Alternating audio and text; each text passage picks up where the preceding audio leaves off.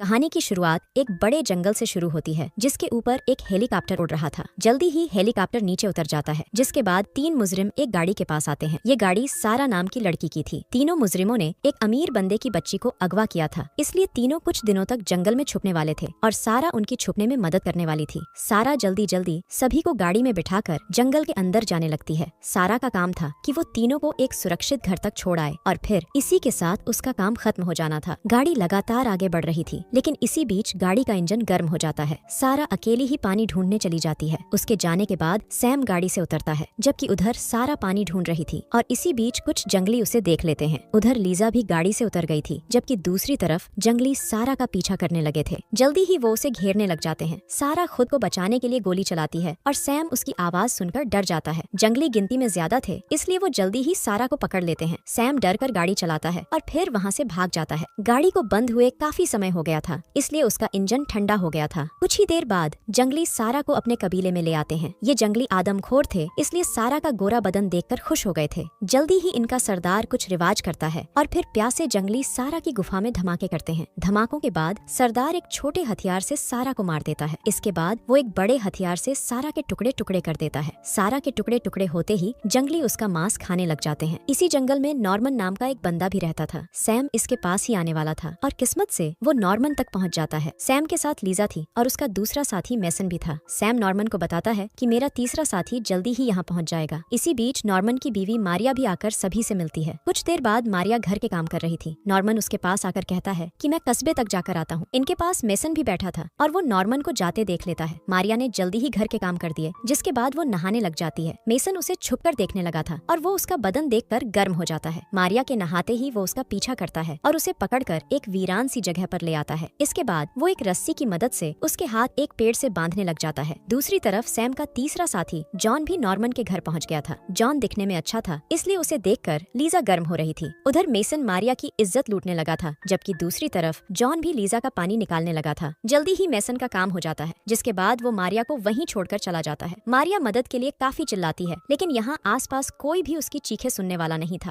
थोड़ी देर बाद नॉर्मन घर आकर सैम और लीजा से मारिया के बारे में पूछता है। दोनों को उसके बारे में नहीं पता था, जिसके बाद नॉर्मन उसे ढूंढने चला जाता है। नॉर्मन अपनी बीवी मारिया को बेहद चाहता था, इसलिए उसे घर में ना देखकर वो परेशान हो गया था। वो काफी समय तक मारिया को ढूंढता है और फिर उस तक पहुंच भी जाता है। मारिया की हालत देखकर वो हैरान हो गया था। वो जल्दी जल्दी उसके हाथ खोलता है, जिसके बाद मारिया उसे सब कुछ बता देती है। मारिया की बातें सुनकर नॉर्मन ने बदला लेने का फैसला कर लिया था। जल्दी ही रात हो गई। जॉन गाना गा रहा था और सभी नाच रहे थे। मारिया ऐसे नाच रही थी कि जैसे उसके साथ कुछ भी न हुआ हो। नॉर्मन भी शांत नजर आ रहा था, लेकिन उसका दिल आग की तरह जल रहा था। अगली सुबह नॉर्मन शिकार पर जाने वाला था। वो मेसन को भी अपने साथ चलने को कहता है और वो उसकी बात मान लेता है। नॉर्मन जानबूझकर मेसन को अपने साथ लाया था ताकि मौका देखकर उससे बदला लिया जा सके। उधर मारिया अपने पड़ोसी के पास पहुंच गई थी। वो उसे सब बताती है कि मेरे घर में 3 मुजरिम हैं और उन्होंने एक बच्ची को अगवा कर रखा है। मारिया चाहती थी कि पड़ोसी बच्ची के घर वालों को फोन करे। वैसे बच्ची के बारे में हर पेपर में छपा था, इसलिए सभी के पास बच्ची के घर वालों का नंबर था। उधर नॉर्मन मेसन को उसी जगह पर ले आता है। यहाँ उसने मारिया की इज्जत लूटी थी। नॉर्मन उसे गन नीचे रखने को कहता है और फिर उसे जल्दी जल्दी एक पेड़ से बांध देता है। इसके बाद वो एक सीटी बजाता है और सीटी सुनकर कई जंगली मेसन की तरफ बढ़ने लगते हैं। नॉर्मन इन आदमखोर जंगलियों को जानता था और वो भी नॉर्मन को अपना दोस्त मानते थे। दूसरी तरफ बच्ची के माता पिता काफी उदास नजर आ रहे थे, क्योंकि उन्हें अपनी बच्ची के बारे में कुछ पता नहीं था। बच्ची के बाप का नाम विंस और उसकी माँ का नाम वीना था। इसी बीच कोई विंस को फोन कर उसे बच्ची के बारे में बता देता है। विंस और वीना जल्दी जल्दी जंगल की पुलिस के पास आते हैं। बच्ची जंगल के जिस हिस्से में थी वो दूसरे देश में पड़ता था, इसलिए पुलिस उनकी मदद नहीं कर सकती थी। विंस उन्हें कुछ पैसे देता है, जिसके बाद पुलिस उन्हें बॉर्डर पार करवा देती है। उधर नॉर्मन के घर के बाहर जॉन और लीजा बैठे थे। इसी बीच उनकी नजर एक गाड़ी पर पड़ती है, जिसके बाद वो सैम को बाहर बुलाते हैं। वैसे ये गाड़ी विंस की थी। उसकी गाड़ी को सैम पुलिस की गाड़ी समझता है, जिसके बाद वो सभी बच्ची को लेकर भागने लगते हैं। भागते भागते वो उसी जगह तक पहुंच गए। यहाँ नॉर्मन ने मेसन को बांधा था। सभी के सामने मेसन की बची खुची लाश पड़ी थी। सभी को लगा कि उसे किसी जानवर ने मार दिया, जिसके बाद वो फिर से भागने लगते हैं। उधर विंस और उसके 2 साथी नॉर्मन के घर में आ गए थे। विंस अपने साथ 2 बंदे लाया था ताकि वो उसकी मदद कर सकें। नॉर्मन उन्हें सब कुछ बता देता है, जिसके बाद वो भी विंस की टीम में शामिल होकर बच्ची को ढूंढने लग जाता है। दूसरी तरफ सैम की टीम लगातार चल रही थी और उन्हें कुछ जंगली देख लेते हैं। सैम की टीम को देखकर उनके मुंह में पानी आ गया था। उधर विंस की टीम भी लगातार चल रही थी, क्योंकि वो हर हाल में बच्ची को बचाना चाहते थे। वैसे सैम की टीम बच्ची का पूरा ख्याल रख रही थी। उन्हें पता था कि अगर पुलिस उनके सामने आई तो वो बच्ची को ढाल बनाकर जाकर बच सकते हैं। जंगलियों ने जब से सैम की टीम को देखा था तब से वो पूरे सतर्क हो गए थे। देखते ही देखते कई जंगली उन पर नजर रखने लगे ताकि सही समय आने पर सभी को मारा जा सके और कोई बचकर भाग भी ना पाए। वैसे कबीले में तो जश्न शुरू हो गया था क्योंकि उन्हें आज काफी मांस मिलने वाला था। शाम होते होते सैम की टीम एक नदी पार करने लगी और कई जंगली नदी किनारे छुपकर उन पर नजर रख रहे थे। सैम की टीम जैसे ही किनारे पर पहुंचती है तो एक जंगली तीर चलाता है और सीधा जॉन मारा जाता है। अब सिर्फ सैम और लीजा ही बचे थे। सैम जंगलियों का मुकाबला करने की कोशिश करता है लेकिन जंगलियों की गिनती ज्यादा थी, इसलिए वो जल्दी ही उन्हें पकड़ लेते हैं। दूसरी तरफ विंस की टीम ने भी नदी पार कर ली थी। इन लोगों को जंगली जानवरों की आवाजें सुनाई दे रही थी, जिस कारण ये लोग सतर्क हो गए थे। उधर मारिया को नॉर्मन की फिक्र होने लगी थी, जिसके बाद वो आस पड़ोस के लोगों को इकट्ठा कर नॉर्मन की तरफ बढ़ने लगी थी। उधर जंगली सैम और लीजा को बांधकर कबीले की तरफ जा रहे थे। जंगल के दूसरे हिस्से में कुछ जंगलियों ने विंस की टीम पर हमला कर दिया। नॉर्मन उन्हें झुकने को कहता है लेकिन कोई भी उसकी बात नहीं मानता और जंगलियों पर गोलियां चलाने लगते हैं। जल्दी ही मारिया की टीम भी उनके पास आ जाती है और वो भी जंगलियों को मारने लगते हैं। नॉर्मन सभी को गोलियां बंद करने को कहता है लेकिन जंगली लगातार तीर चला रहे थे, इसलिए कोई भी उसकी बात नहीं मानता। जंगलियों ने नॉर्मन को पहचाना नहीं था, इसलिए ये सब कुछ हो रहा था। देखते ही देखते बाहरी लोगों ने कई जंगली मार दिए, जिस कारण बचे हुए जंगली भाग जाते हैं। दूसरी तरफ सैम और लीजा कबीले में थे और उन्हें देखकर पूरा कबीला खुश हो गया था। कबीले में आज काफी मांस आ गया था, जिस कारण सभी नाच रहे थे। सैम और लीजा बेहद डरे हुए थे क्योंकि उन्हें कुछ भी समझ नहीं आ रहा था। जल्दी ही सरदार के इशारे पर प्यासे जंगली लीजा की गुफा पर टूट पड़ते हैं। इसके बाद वो दोनों को बांधकर काफी मारते पीटते हैं। रात होते ही सरदार अपने बंदों से कुछ कहता है, जिसके बाद सैम को उसके पास लाया जाता है। सरदार अब सैम को मारने वाला था। वो इस बार छोटे हथियार से सैम को नहीं मारता, बल्कि बड़े हथियार से ही उसके टुकड़े टुकड़े कर देता है। वैसे भी सैम ऐसी ही मौत का हकदार था क्योंकि वो साला पैसे मिलते ही बच्ची को मारने वाला था। उसके टुकड़े होते ही सभी उसका मांस खाने लग जाते हैं। अगली सुबह विंस और मारिया की टीम कबीले के पास पहुंच जाती है। इस बार नॉर्मन सभी को पीछे रोकता है और विंस को लेकर सरदार के पास आ जाता है। वो उससे सैम के बारे में पूछता है। सरदार उसे सैम का सिर दिखाकर कहता है कि इस साले को हमने काट दिया था और इसके साथ वाली खुद ही मर गई। नॉर्मन अब उससे बच्ची के बारे में पूछता है। सरदार बताता है कि वो सुरक्षित है क्योंकि हम बच्चों को नहीं मारते। कहानी के आखिर में विंस को उसकी बेटी मिल जाती है, जिसके बाद सभी कबीले से चले जाते हैं। इसी के साथ इस कहानी का यही अंत हो जाता है।